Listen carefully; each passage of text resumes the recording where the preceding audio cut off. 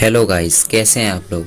तो आज मैं one step toward the freedom episode 15 को एक्सप्लेन करने वाला हूं। तो एपिसोड 15 की शुरुआत में हम देखते हैं मिस जिन से कहती है मुझे कल्टीवेशन के लिए एक जगह चाहिए और हम सब अभी ब्लू पेविलियन यानी बीपीपी सेक्ट के एरिया में हैं जो हेवनली सेक्ट यानी HSP के दुश्मन है। इसीलिए सेकेंड मास्टर के फैमिली के लोग यहाँ नहीं आएंगे और तुम बीपीपी ट्रेनिंग सेंटर में जाके ट्रेनिंग ले सकते हो, लेकिन मुझे अभी यहाँ से जाना होगा और हो सकता है कि इसके बाद हम कभी ना मिले।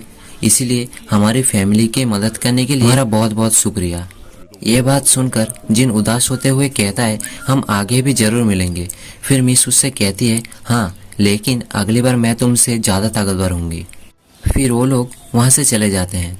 इसके बाद जेनी भी जिनसे कहती है मुझे भी यहाँ से जाना होगा क्योंकि जो मुझे पकड़ने के लिए मेरे पीछे हैं हो सकता है कि वो लोग कहीं और जाल बिछा दे।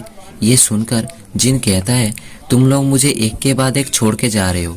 फिर जेनी उससे कहती है तुम बीपीपी ट्रेनिंग सेंटर में जाके प्रैक्टिस करो और अपनी कल्टीवेशन स्किल को बढ़ाओ।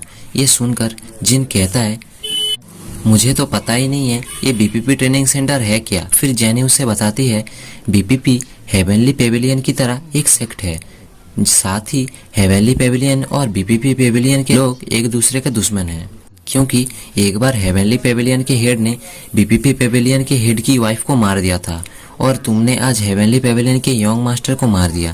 इसीलिए मुझे पक्का तो पता नहीं, पर बीपीपी पेविलियन के लोग तुम्हें जरूर रिपोर्ट देंगे। साथ ही उसे बताती है तुम्हारे प्रैक्टिस के बाद हम दोनों पूरी रात बैठ के एक साथ बातें करेंगे।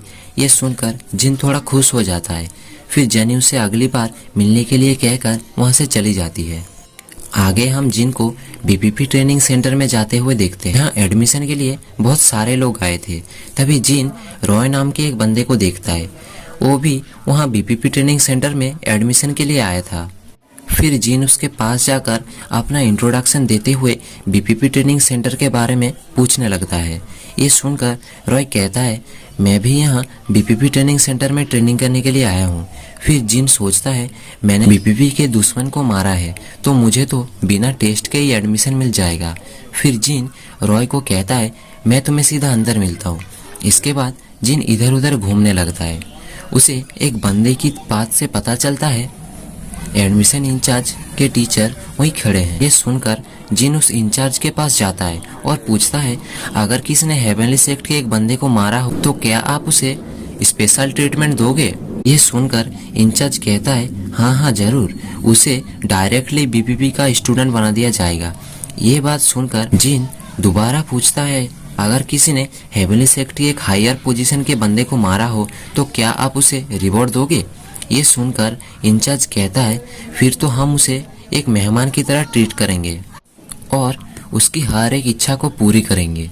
ये सुनकर जिन खुश हो जाता है और सोचने लगता है उसके पास दो लड़कियां उसे खाना खिला रही थी और उसके सामने बीपीपी पेविलियन के सारे लोग बो डाउन करके खड़े थे।